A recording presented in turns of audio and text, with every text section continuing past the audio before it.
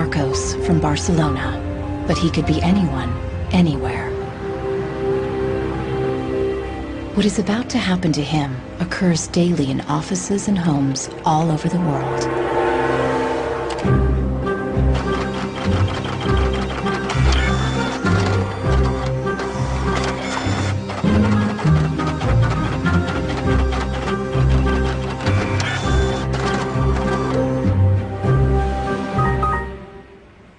A part inside the printer has failed, and the manufacturer sends Marcos to technical support.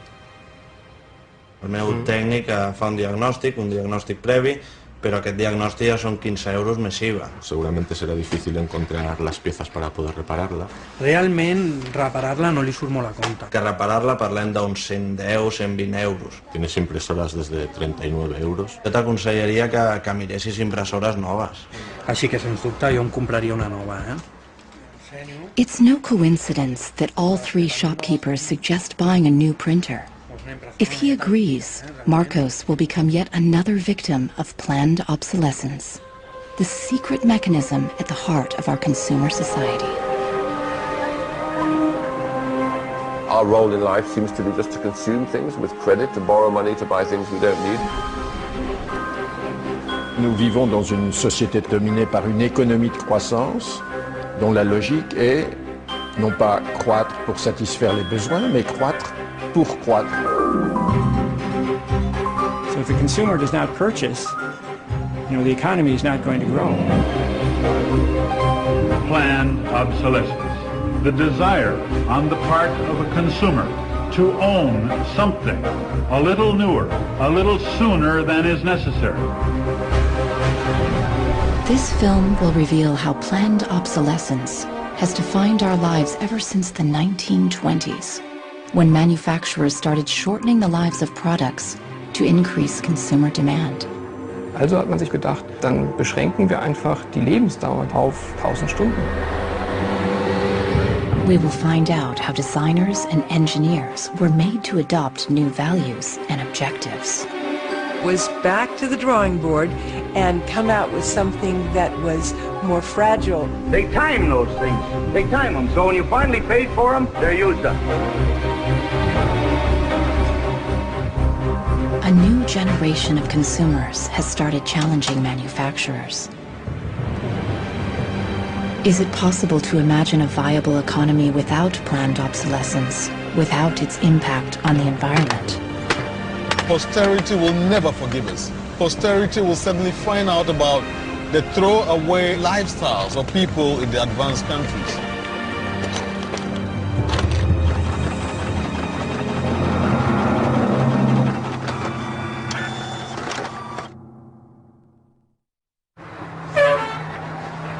Welcome to Livermore, California, home of the longest burning light bulb in the world. My name's Lynn Owens, and I am chairman of the Light Bulb Committee. It was in 1972 when we discovered that the light bulb that was hanging in the fire station was a significant light bulb.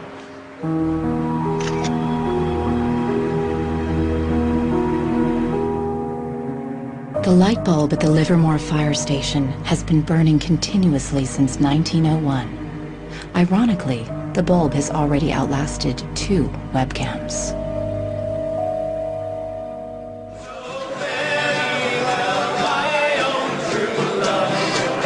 In 2001, when the bulb was 100 years old, the people of Livermore threw a big birthday party, American style. I think we were hoping if we would get 200 people, we'd be happy, and we ended up with 800 or 900 people showing up. One nation, under God, indivisible, with liberty and justice. Do you think that anybody would sing happy birthday to a light bulb? Well, we didn't think they would, but they did.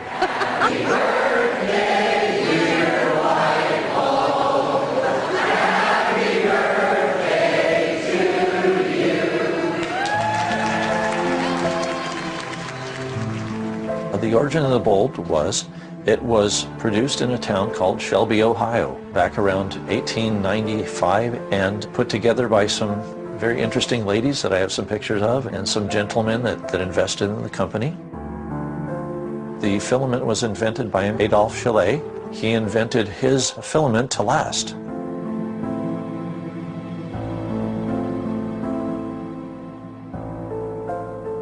Why does his filament last? I don't know. It's a secret that he made and that died with him. Chaillet's formula for a long-lasting filament is not the only mystery in the history of the light bulb.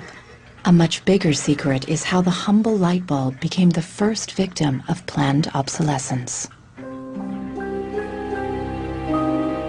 Weihnachten 1924 war ein ganz besonderer Tag.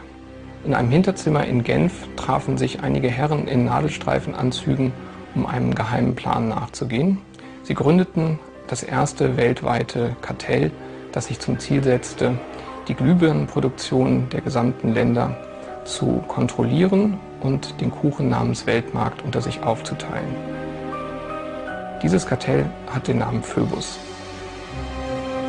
Phoebus included the main light bulb manufacturers in Europe and the United States, and even faraway colonies in Asia and Africa. Das Ziel ist gewesen, Patente auszutauschen, die Produktion zu kontrollieren und vor allem aber den Verbraucher zu kontrollieren. Es ist umso besser für diese Firmen, wenn der Verbraucher regelmäßig Glühlampen kauft, und wenn die Glühlampen lange brennen, ist das ein ökonomischer Nachteil. Initially, manufacturers strived for a long lifespan for their bulbs.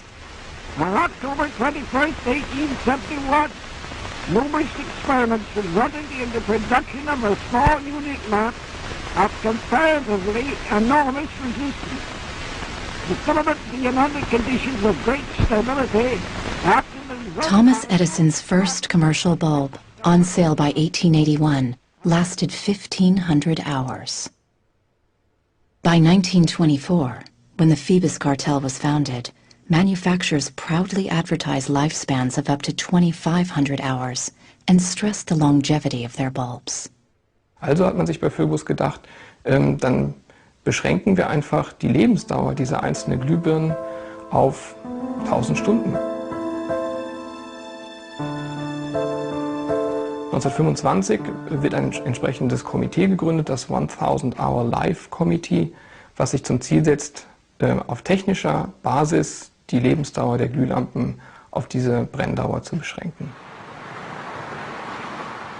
More than 80 years later, Helmut Hüge, an historian from Berlin, uncovers proof of the committee's activities hidden in the internal documents of the founding members of the cartel, such as Philips in Holland, Osram in Germany, and Compagnie des Lampes in France.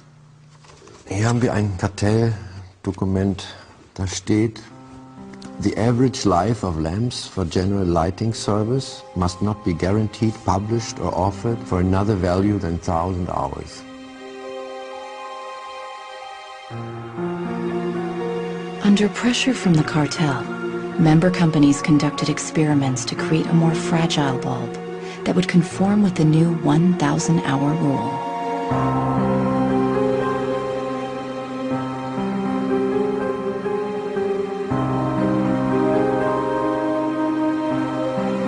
Bulb production was monitored rigorously to make sure cartel members complied. Eine Maßnahme bestand beispielsweise darin, einen Prüfstand zu errichten, in dem viele kleine Sockel zu finden sind, in die dann wiederum einzelne Exemplare aus verschiedenen Produktionsreihen eingeschraubt wurden, und Firmen wie Osram haben dann genauestens protokolliert, wie lange diese Lampen brannten. Phoebus enforced its rules through an elaborate bureaucracy. Members were fined heavily if their monthly life reports were off the mark.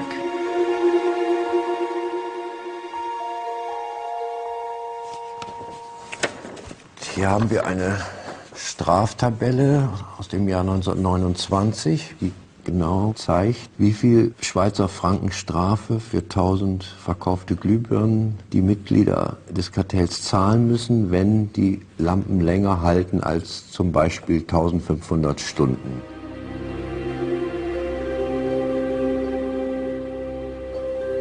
As planned obsolescence took effect, lifespans fell steadily.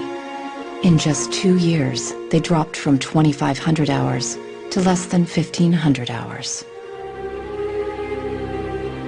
By the 1940s, the cartel had reached its goal.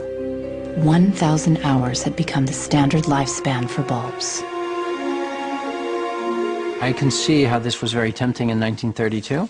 I think at the time sustainability was actually substantially less of an issue, because I don't think they looked at the planet as being one with finite amount of resources. They looked at it as from an abundance perspective.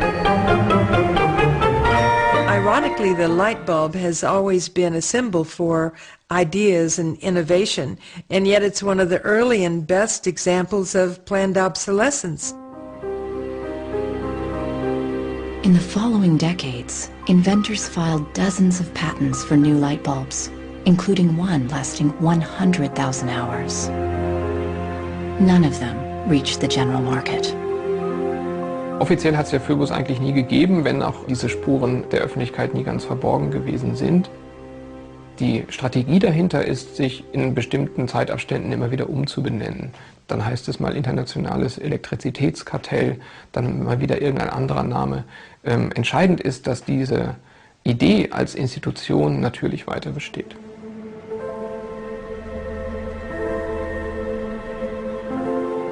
In Barcelona, Marcos hasn't followed the advice of the shopkeepers to replace his printer. He's determined to repair it, and has found somebody on the internet who has discovered what has actually happened to his printer. It's the dirty little secret of inkjet printers.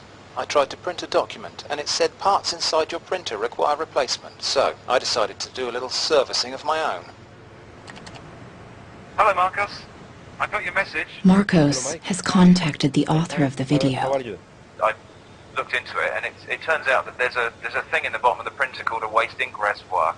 And the way inkjet printers work is they constantly have to clean the print heads, and they do that by squirting ink through them down a hole in the bottom of the printer into this great big sponge. There's just a preset time when it's squirted a certain number of drops down there that then the printer decides it's full of ink and won't function anymore. Mm-hmm. The justification is they don't want to put ink all over your desk. But I think the problem goes deeper than that. It's the way the technology works. It's just designed to fail.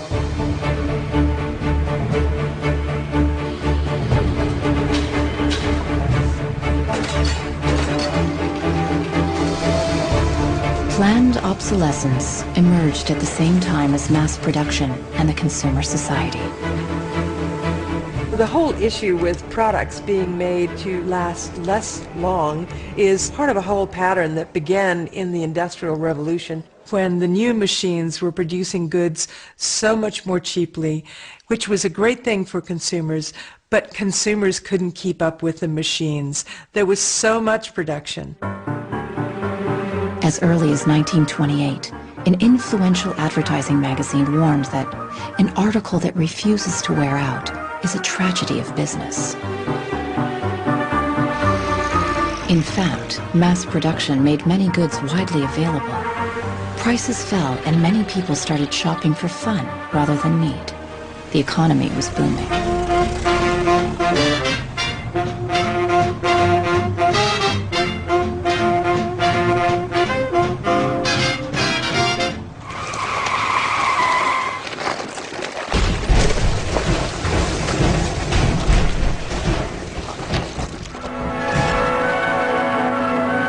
In 1929, the emerging consumer society came to a full stop when the Wall Street crash sent the U.S. into a deep economic recession. Unemployment reached staggering proportions. By 1933, 1/4 of our labor force was unemployed. People no longer queued for goods, but for work and for food. From New York came a radical proposal on how to kickstart the economy again. Bernard London, a prominent real estate broker, suggested ending the Depression by making planned obsolescence compulsory by law. It was the first time the concept was put into writing. Under Bernard London's proposal, All products would be given a lease of life with a set expiry date, after which they would be considered legally dead. Consumers would turn them over to a government agency where they would be destroyed.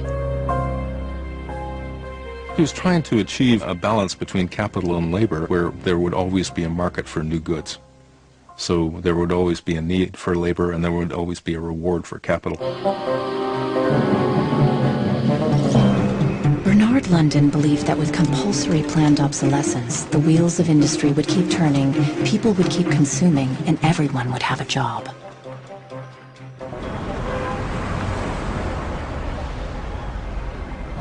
Giles Slade has come to New York to investigate the person behind the idea. He wants to find out if for Bernard London, planned obsolescence was purely about profits or about helping the unemployed. I have a picture of Bernard London. Dorothea Weitzner remembers meeting Bernard London in the 1930s during a family outing. Don't tell me which one he is. And let's see. Oh, isn't that interesting? Yes. Definitely intellectual looking. And you met Bernard London in 1933. When I was about 16, 17, my dad and mother had this big Cadillac car, which was the size of a Zeppelin. Mother was driving like a chauffeur. Dad was in the front, and Mr. and Mrs. London were in the back of the big limousine. Dad said that Mr. London should explain his philosophy to me. He's a very interesting man. And he just told me in a few words that that was his idea to reduce the depression. We were in an economic mess, worse than today even. He was obsessed with this idea, like an artist is utterly obsessed with his paintings, you know. He actually whispered to me in the car, afraid that his theory might be too radical. In fact, Bernard London's proposal was ignored, and obsolescence by legal obligation was never put into practice. 20 years later, in the 1950s, the idea resurfaced, but with a crucial twist. Instead of forcing planned obsolescence on the consumers, they were to be seduced by it. Planned obsolescence. The desire on the part of a consumer to own something a little newer, a little better, a little sooner than is necessary. We certainly in America... This is the voice of Brooks Stevens, the apostle of planned obsolescence in post-war America. This flamboyant industrial designer created everything from household appliances to cars and trains, always with planned obsolescence in mind. In the spirit of the times, Brooks Stevens' designs conveyed speed and modernity. Even the house he lived in was unusual. This is the home that my father designed and that I grew up in. When it was being built out in the suburbs, everybody thought it was going to be the new Greyhound bus station because it did not look like a traditional home. One of the most important things that my father felt always in designing a product is that it made a statement. He detested products that were bland and really did not, create any desire within the consumer to inspire the purchase. Unlike the European approach of the past where they tried to make the very best product and make it last forever, meaning you bought such a fine suit of clothes that you were married in it and then buried in it and never a chance to renew it, the approach in America is one of making the American consumer unhappy with the product that he has enjoyed the use of for a period, have him pass it on to the second-hand market, and obtain the newest product with the newest possible look. Brooks Stevens traveled all over the U.S. to promote planned obsolescence in speech after speech. His approach became the gospel of the time.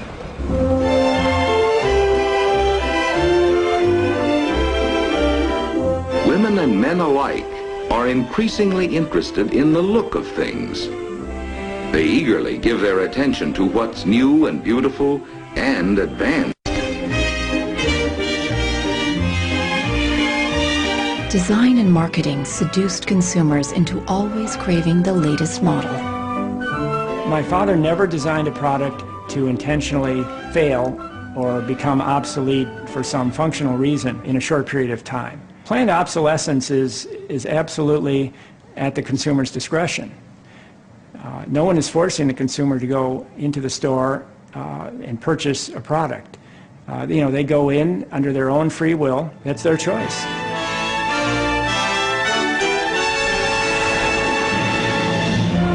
Freedom and happiness through unlimited consumption. The American way of life in the 1950s became the foundation for the consumer society as we know it today.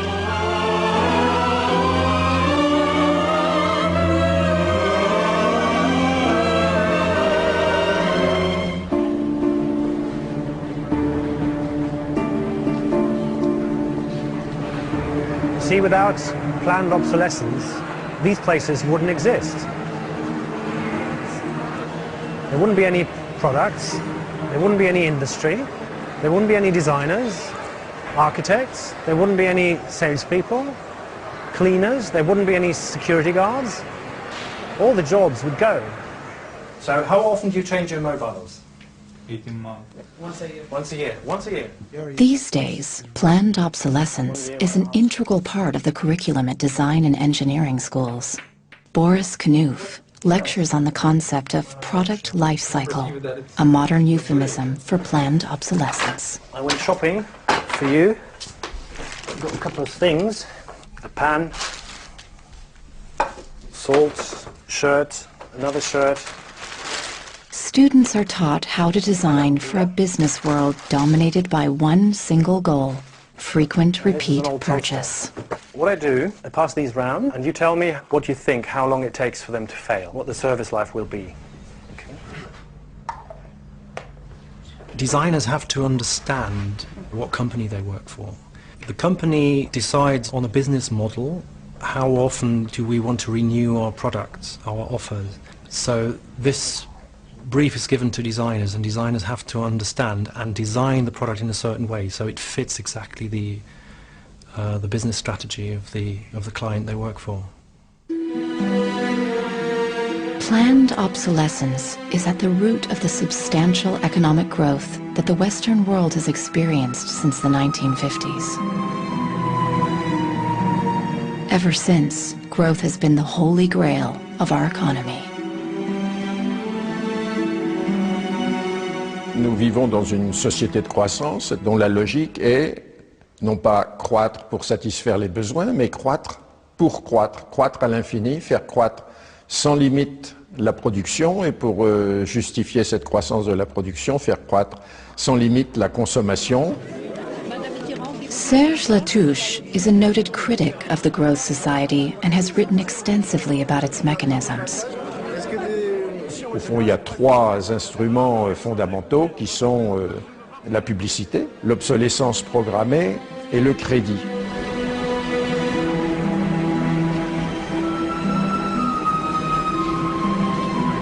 In the last generation or so, our role in life seems to be just to consume things with credit, to borrow money to buy things we don't need. That makes no real sense to me at all. Critics of the growth society point out that it's unsustainable in the long run because it's based on a flagrant contradiction. Celui qui croit qu'une croissance infinie est compatible avec une planète finie est soit un fou, soit un économiste. Le drame, c'est qu'au fond, nous sommes tous des économistes maintenant. Why is it that a new product is created every 3 minutes somewhere in the world? Is this necessary? I think a lot of people have realized that things need to change when they're being told by politicians to go shopping or to start consuming as the best way to restart the economy. On peut dire qu'avec la société de croissance, on est embarqué dans un bolide qui désormais manifestement n'a plus de pilote, qui va à toute allure et dont on peut prévoir le destin qui est soit de se fracasser contre un mur, soit de sombrer dans un précipice.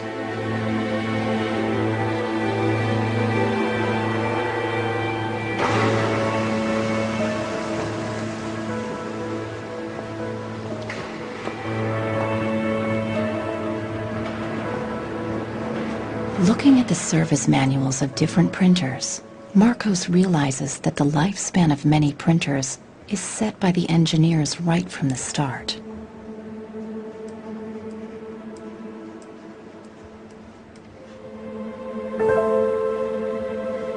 They achieve this by placing a chip deep inside the printer.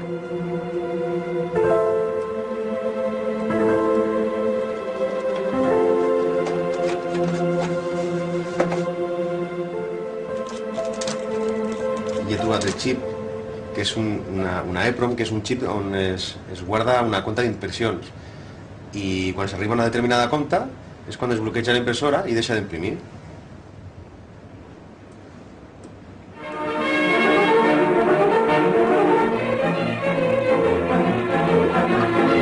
How do engineers feel about designing products to fail?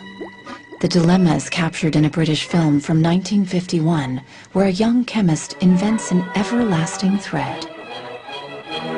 He believes that great progress has been made.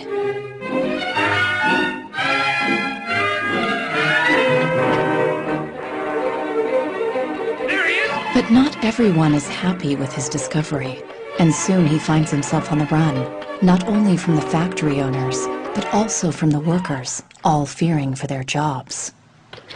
Well, that's really interesting, and it reminds me of something that actually happened in the textile industry. In 1940, the chemical giant DuPont announced the arrival of a revolutionary synthetic fiber, nylon. Girls celebrated the new long-lasting stockings, but the joy was short-lived. My father worked for DuPont before and after the war in the nylon division, and he told me a story about how when nylon first came out and they were trying it out for use in stockings, the men in his division were asked to take these stockings home for their wives and girlfriends to try out. My father brought them home to my mother, and she was delighted with the first products because they were so sturdy. The DuPont chemists had every reason to be proud of their achievement, as even men touted the strength of nylon stockings. The problem was they lasted too long. The women were very happy with the fact that they didn't get runners in them. Unfortunately, this meant that the companies producing the stockings were not going to sell very many. DuPont gave new instructions to Nichols Fox's father and his colleagues. For the men in his division, it was back to the drawing board to try to make the fibers weaker and come out with something that was more fragile and would run so that the stockings wouldn't last as long.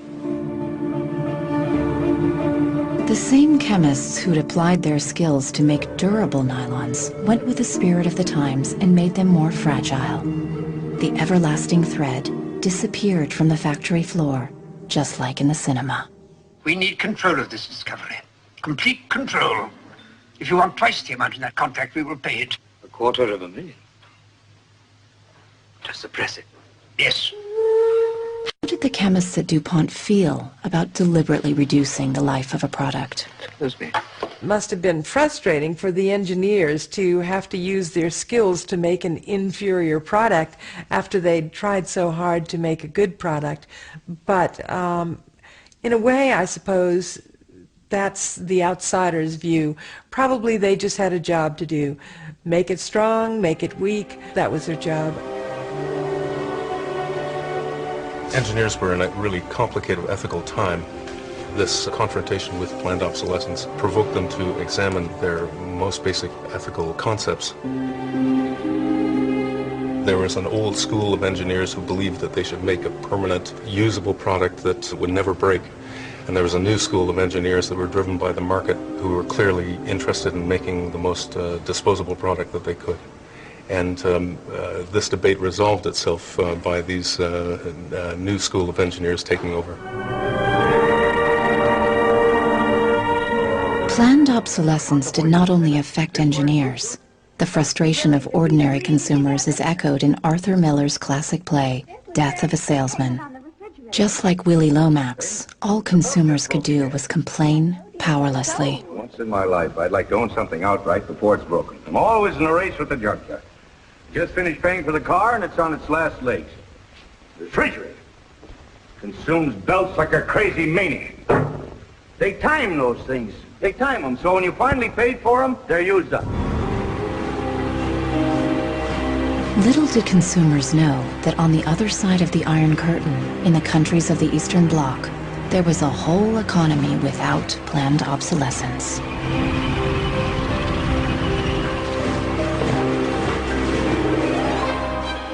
The communist economy was not ruled by the free market, but centrally planned by the state. It was inefficient and plagued by a chronic shortage of resources. In such a system, planned obsolescence did not make any sense. In former East Germany, the most efficient communist economy, official regulations stipulated that fridges and washing machines should work for 25 years. Hier, dieser DDR-Kühlschrank, den habe ich 1985 gekauft. Der ist also mindestens 24 Jahre alt. Und die Glühbirne ist ebenso alt, habe ich noch nie ausgewechselt. Die ist also auch schon fast 25 Jahre alt. In 1981, a lighting factory in East Berlin launched a long-life bulb.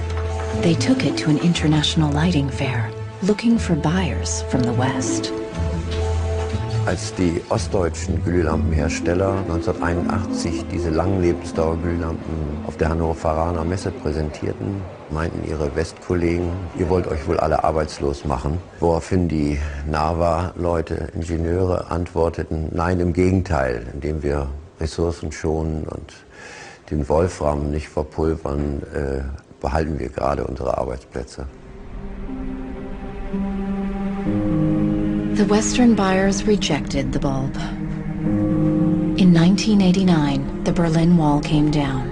The factory was closed, and the East German long-life bulb went out of production.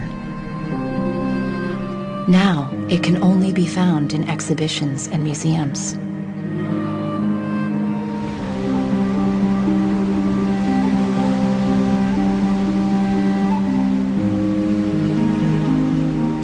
Years after the fall of the Berlin Wall, consumerism is as rampant in the East as it is in the West.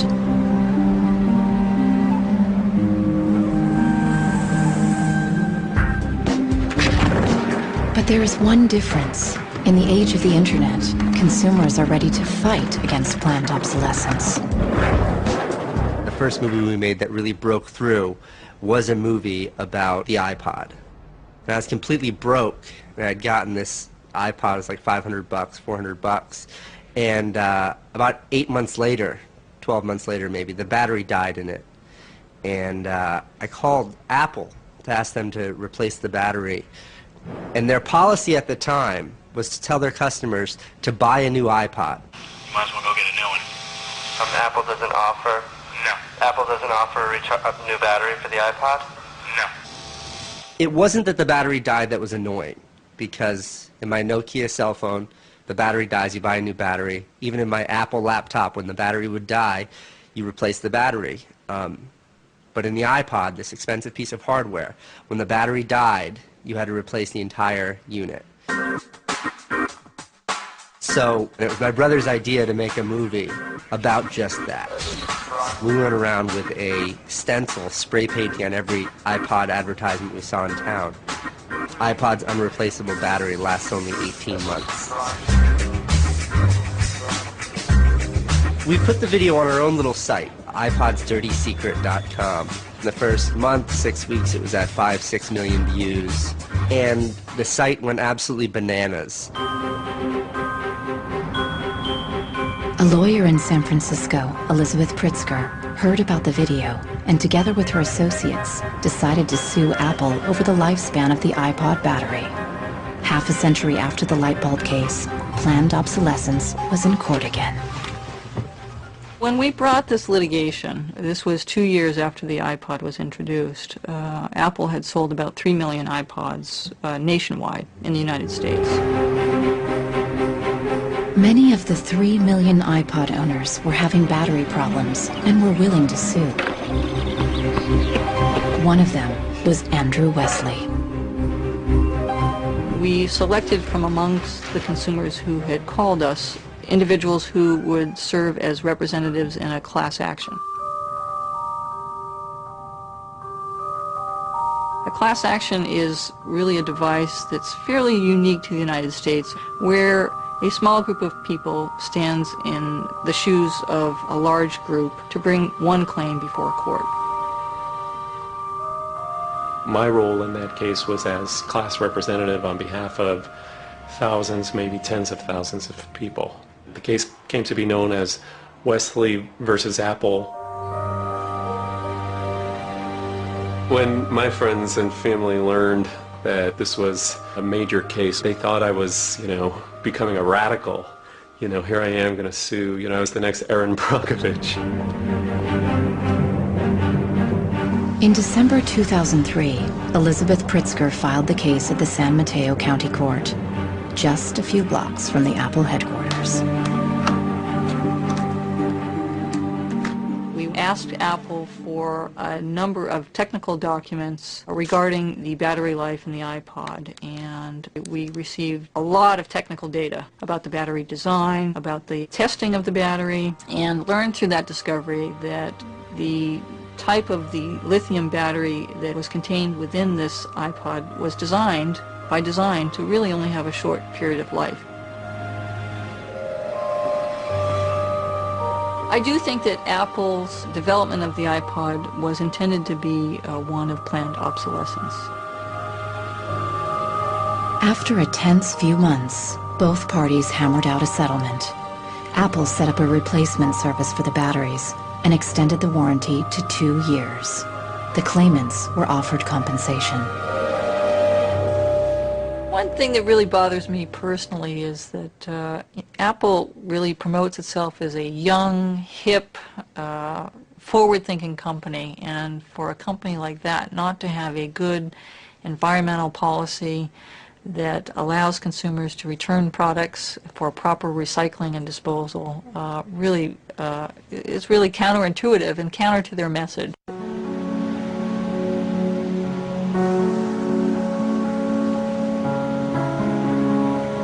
Planned obsolescence produces a constant stream of waste, which is shipped to third world countries, such as Ghana in Africa. It's been between 8 and 9 years now when I noticed that loads and loads of containers were coming to this country with electronic waste. We're talking about end-of-life computers, end-of-life television sets, which nobody wants in the developed countries. Shipping electronic waste to third world countries is forbidden by international law, but the merchants use a simple trick. They declare the waste as second-hand goods.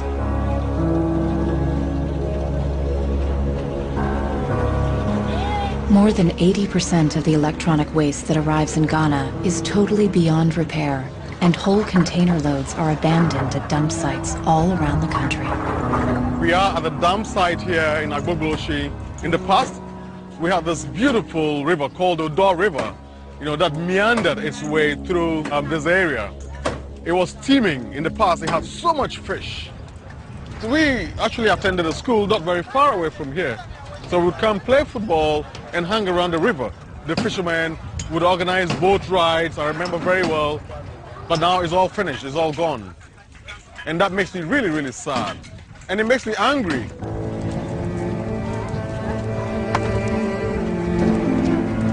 These days, there are no school kids playing here after class.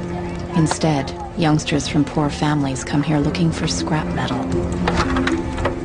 They burn the plastic-covered cables from the discarded computers to salvage the metal inside.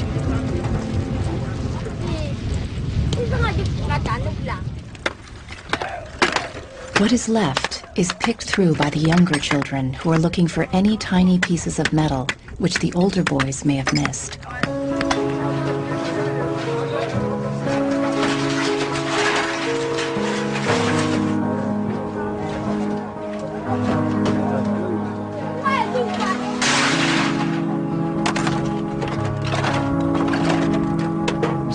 behind the shipment have said that, well, we're trying to bridge the digital divide between Europe, America, and then the rest of Africa, and Ghana, of course.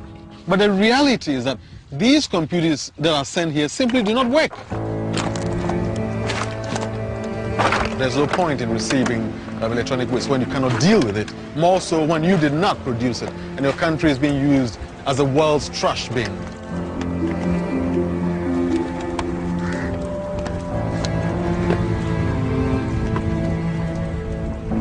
The trash that for so long in the industrial age has been hidden from view is now coming into our lives, and we can actually no longer easily avoid it. The waste economy is reaching its last legs because they don't physically have anywhere else to put the waste.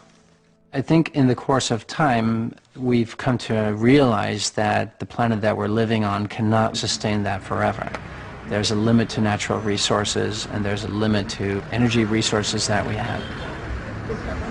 Posterity will never forgive us. Posterity will suddenly find out about the throwaway attitudes, the throwaway lifestyles of people in the advanced countries. People all over the world have started acting against planned obsolescence. Mike Anane is fighting against it from the receiving end. He has started by collecting information. This is where I keep the e-waste that have asset tags or property tags. This says Amu Center Nordwest Zeeland. It's from Denmark. This is from Germany, sent here simply to be dumped. Westminster College.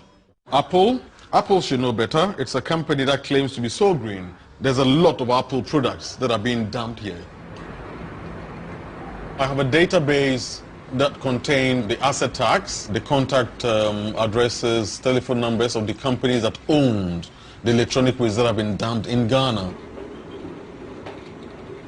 Mike Anane plans to turn this information into evidence for a court case.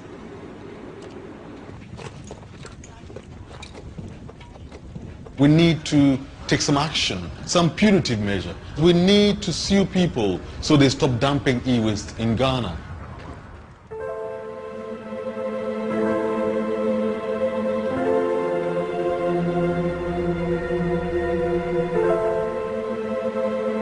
Marcos is on the internet again, looking for a way to extend the life of his printer. He has discovered a Russian website which offers a free software for printers with a counter chip. The programmer has even gone to the trouble of explaining his personal motivation. This happens due to bad construction.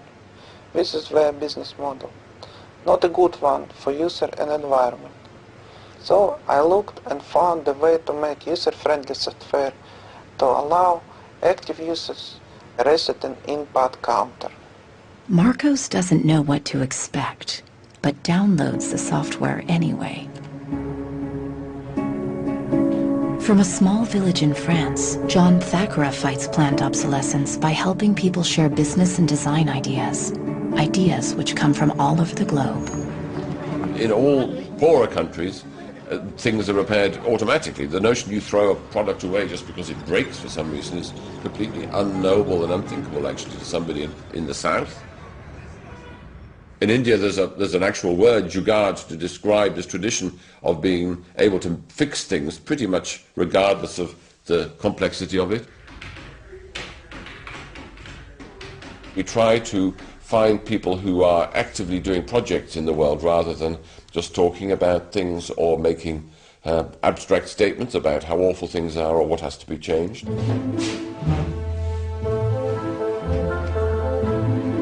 One of these people is Warner Phillips, descendant of the dynasty of light bulb manufacturers. I remember my grandfather taking me to one of the Philips factories in Eindhoven to show me how light bulbs were mass manufactured in factories, which is very, very cool.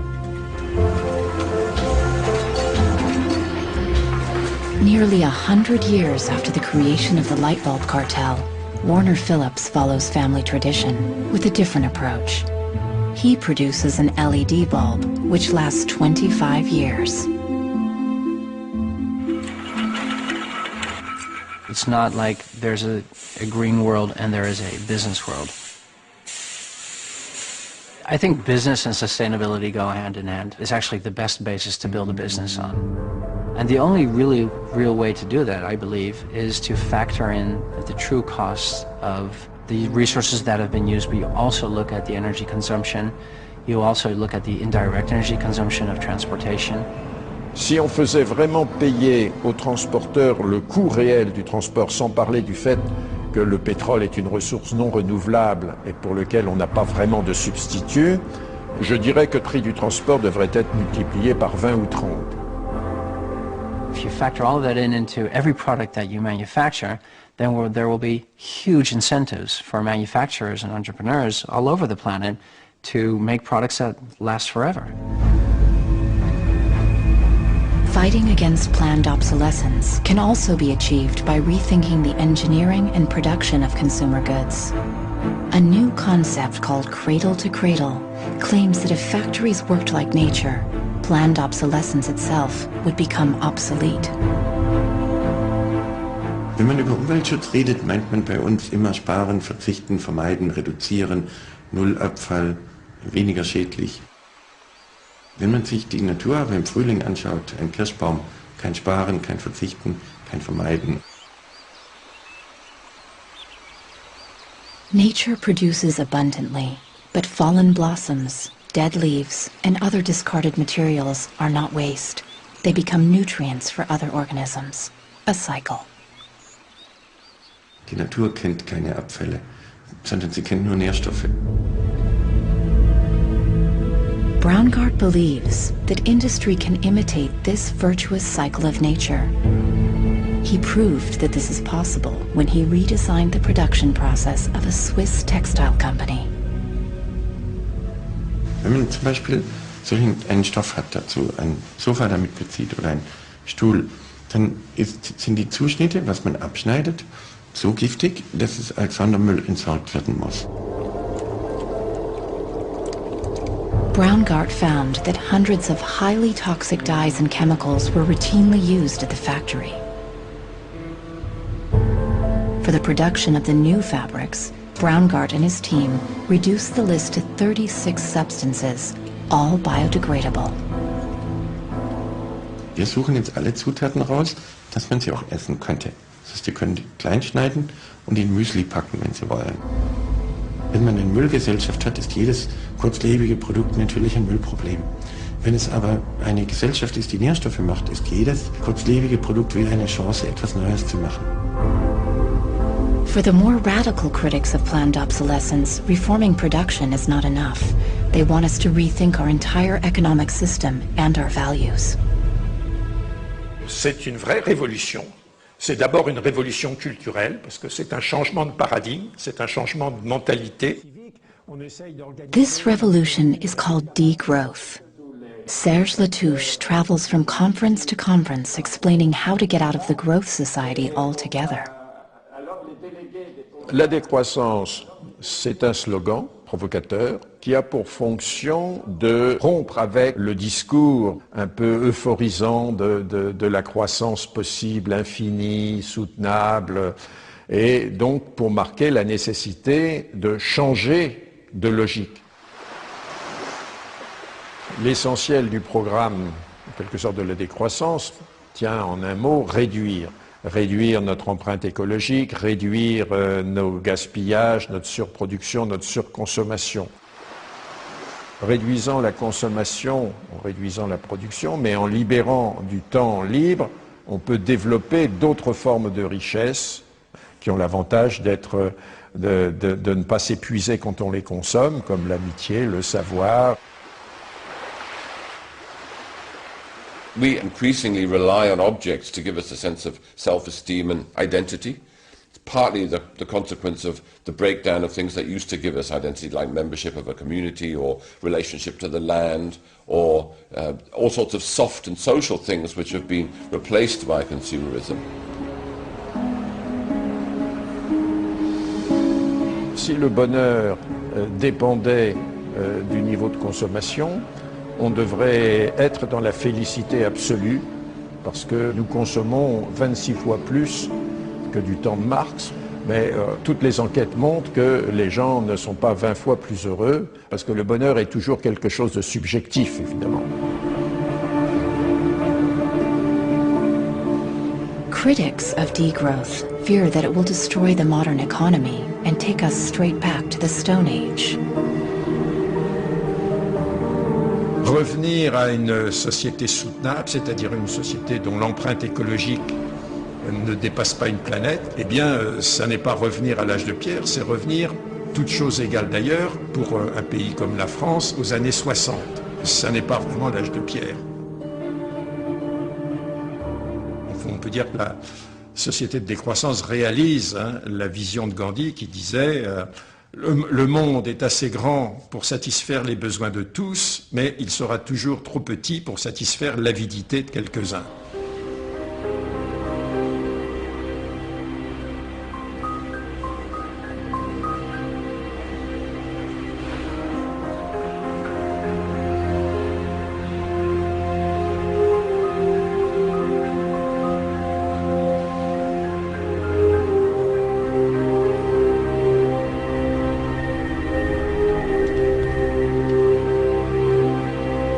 Marcos is installing the Russian freeware on his computer. The new software allows him to reset the counter chip inside his printer back to 0. The printer immediately unblocks.